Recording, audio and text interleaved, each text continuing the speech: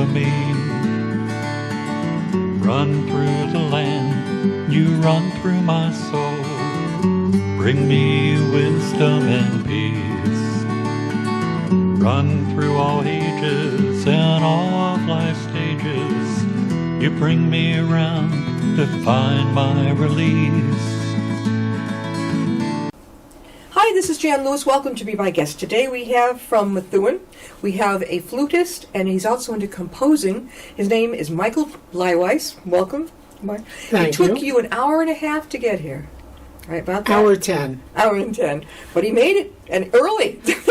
Michael, when did you get into music like this? Well, I originally, you could say, I got into classical music from infancy, literally. Oh, your parents played it all the time? My parents were not musicians. My mother dabbled a little in guitar, but my father was a big classical music aficionado. We couldn't ride in the car without him putting the radio on the local classical music station. This is out in New York. I'm originally from the Bronx. Oh. When I was 10, we moved to New Jersey. Yeah. So you've been around too, like, yeah. Yes. Yeah. The Bronx. The Bronx. The Bronx. Anyway, so I was growing up listening to classical music all along. When I got a little bit older and started to receive, I won't call it formal training, but more, knowledgeable exposure, we would play Guess the Composer. So we put on the classical music and we try to, it would randomly come on in between the announcements. Yeah. And we try to figure out who the composer was. He'd been around a lot longer than me, given he was my father. Were you good at it? Were you good at knowing who the composers were? Not at that point in my life, no. But I was usually pretty good at locking down the period of time. Classical music's actually a misnomer. Western art music is the more formal term, and it's divided into periods. It goes back to about 800 to 1100, which was the church music Gregorian chant era, also known as monotonality. Everyone was singing the same notes. Then, at the beginning of the Renaissance, some composers started experimenting with harmony, counterpoint, multiple parts, and that period became known as Renaissance music. Yeah. Then starting around 1600 to 1750 is what is known as the Baroque era, characterized by a lot of fancy ornamentation, music that consisted largely of scales and arpeggios. You can spot Baroque music a mile away. Yeah. Then starting in the 1750s, you got what was known as the classical era. The classical era started becoming more harmony focused rather than, I'm speaking in big generalities. Yeah. I'm not trying to give, a lesson in music history. But you got the classical era, which then tends to be more focused on harmony, melody. That's when you get composers like Mozart, Haydn. And then starting around 1800 with Beethoven, you get what's called the Romantic era, which then starts getting the more schmaltzy, bombastic music. This is the era that I, tended to take a liking to, is the Romantic era.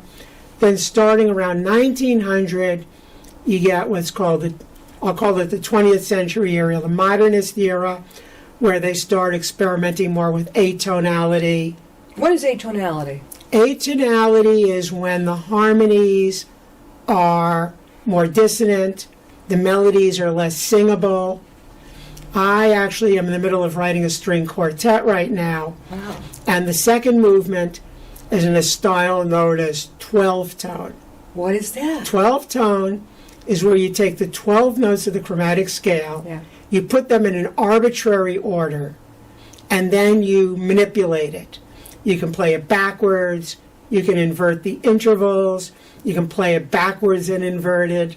I'm picturing you can chop it up into little pieces. I'm picturing when my parents gave me piano lessons and how intricate it was. You're bringing this back to the notes and all. So that came after the other. You like the romantics. I like the romantics, but I tend to work a little bit in the, I'll call it the tonal modernist style. And that the melodies are very non-romantic, but the chords are very standard. Yeah, and you said the bold. You like the bold part of it. Yes, I mean, I'm not a strong bombastic writer. Yeah. But my style varies from sweet and melodic to, I'll call it semitonal. Yeah. Or semi-atonal. Yeah.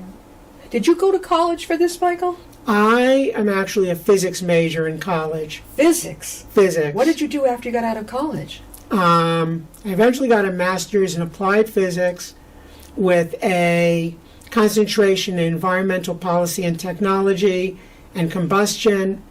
Got my degree in December of 1980. I bet a straight A student.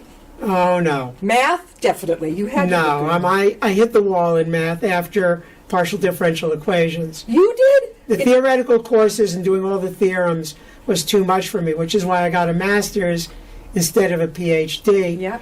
And it's why I went into industry instead of academia. Yeah. So I did research in industrial furnaces. I did testing and design of light bulbs in Sylvania. I eventually got seduced by the computer side of the force. Yeah. Moved into scientific programming. I ultimately fell a few languages behind the curve and wound up doing software technical support, where I would work for a software company with a complex, very arcane product, such as human resources software or medical tracking software. And I'd be the person who customers would call when they were having problems with either the program or their data. So like at Milford Hospital or UMass, you would be the one they would call to fix their data thing? To figure out why the data didn't look like they expected it to be. Yeah. Was it hard to learn how to do that? Well, I wound up going back. When you're in technology, you're always going back to school to upgrade your skills. I actually got a certificate in Oracle Database Administration. Wow. But I discovered that the only way to get a job as a database administrator is to already have one. But anyway, getting back to the music, I started taking flute lessons through my school's, music program in 5th grade. Wow. And I picked flute because in 4th grade, at the end of the year concert, these two girls played this very nice duet, and I fell in love with parallel thirds. Oh my gosh. Is it the flutophone? We called it the flutophone. No. This is a true flute. So that's what you took? Yes. Transverse flute, it's called. We had those probably cheap, those little white flutophones we all had to take in class. And it turns out that some of the fingerings are close enough that if you've played that and got reasonably adept, the transition to this flute is a little easier because at least you already know how to play some of the notes. But of course, playing by blowing across a hole is very different than blowing into a whistle. Sure. And it took me at least through high school to get to the level where I consider myself competent. Yeah. Were you on the high school band? I was in the high school band. I was in my college band. I was in the school band in graduate school. Marching? The marching band? No, not marching. I can't play and walk at the same time. Okay. I don't think I could either. Okay. And I'm allergic to cold. To what, cold? Cold. So I didn't like the idea of having to play outdoors, okay, on the verge of winter. And you've had quite the challenge, Michael, with arthritis, you mentioned. Yes, I developed arthritis in my mid-30s. That's awfully early. And it has done a number on my hands. Yeah. And my flute playing began to take a dive at that point. I played with community bands up until that point. Yeah. If you want to play if you play a wind instrument or percussion, you can probably find a band within an hour of your house anywhere in eastern Massachusetts and southern New Hampshire. The band that recorded, I wrote a march for double quintet, combined brass and woodwind quintet. Yeah. But of course I couldn't assemble a group like that. So the band I was playing with at the time said, if you expand it for concert band, which is adding about 5 more instruments, they would play it. They did a read-through, decided not to play it. After about a dozen years, the Hollistown Band agreed to play it. And they did that this summer. Had you altered it at all before they agreed to play it, or just left it the same? Well, I altered it on their promise that they would play it. Oh my gosh. Well, you must have been thrilled. Yes. No, well, I'd already expanded it Yeah. a dozen years before, but it took me a dozen years after doing that to find a band willing to perform it. Yeah. And you can actually find the recording of the performance on YouTube. You can go to YouTube and just type in my name, Yeah. or you can go to the Upton Community Television, and it's up on their YouTube channel.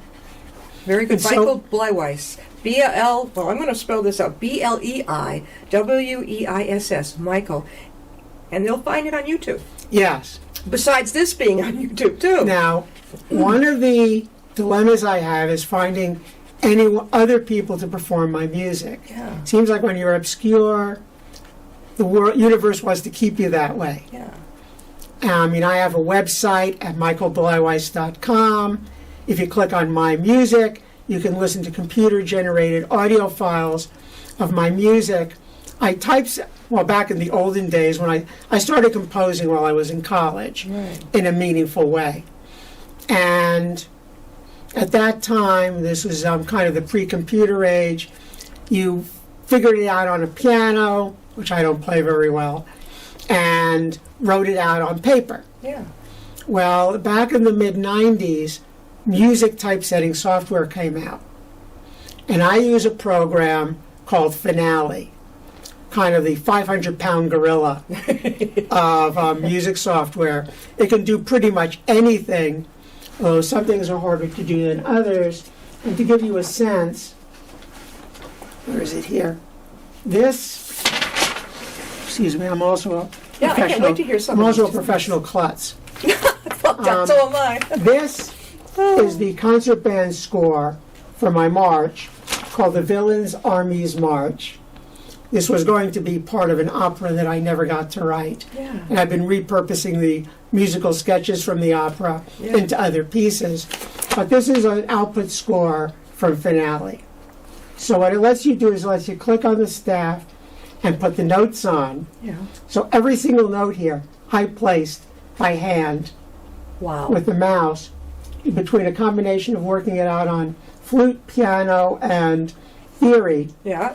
to figure out what notes I wanted to play. You told me about on your flute, Michael, that because of your arthritis, you were able to adapt it in some way. Easier Yes. for you.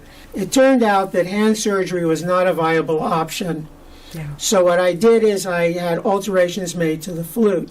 The first is, if you take a look at my left pinky, you can see how the joint is kind of bent. Yeah. I had an extra extension put onto this key, which if you play in band, that's the A flat key. If you play in orchestra, it's the G sharp key. Now my big problem is I have trouble reaching this key here. This is the E flat or D sharp key. Yeah. And there's no clearance in here Yeah. to put an extension on. So when I play, this is my big limitation. If I have to play an E flat, I have to play, pause for half a second, shift my hand,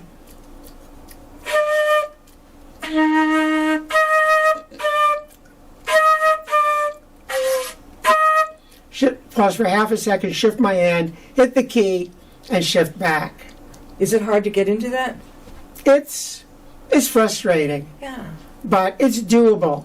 Yeah. You love what you do. I love what I do. I keep the flute out. I pick it up every single day. Even if it's just for a few minutes, I still play. Do you Now- appear different places, Michael, if they want you to go? Okay, now this is why this is important. As I said, I write for ensembles, Yeah. duets, trios, double quintets. I'm writing a string quartet. But the challenge is I can't really get anyone to play it. So what I wind up doing is taking the piece and boiling the melody lines and some, semblance of the counterpoint and harmony. My writing is very counterpoint oriented, by the way. Counterpoint is when you have multiple melodic lines going at the same time. But what I wind up doing is boiling it down to a solo flute version so that I can play it at open microphones. Do people actually get in touch with you to have you come play? No. No, you don't make okay. All right. And I'm not looking for playing gigs. Okay. You know, I'm at a point now where what I really want is people to want to play the music I write. Right. And I did self-publish on a website called Sheet Music Plus. And I uploaded, PDF files of all my compositions up there. And I've actually made 7 sales. Really? The irony is none of my original music is sold. My most popular piece, what I've sold the most of, is a set of 8 variations on chopsticks for piano. Pretty good. My second bestseller is an arrangement of the Queen of the Night aria from Mozart's The Magic Flute. And I sold 1 copy of an arrangement of the Forêt Pavane for flute and violin. Now what I do in an arrangement like the Queen of the Night or the Forêt Pavane is, well, for the Queen of the Night, you have the singer's line. That's the fine. Yeah. But then what I have to do is I have to take the whole rest of the orchestral score and boil its essence down to 1 line. Amazing. We're going to hear your music. Play something for us. Okay. Yeah, definitely. I was going to play the one piece I ever wrote for just flute. But what I'm going to do instead is, this is a little duet. It's actually part of a duet for flute and violin that I wrote. This is the second movement, Okay.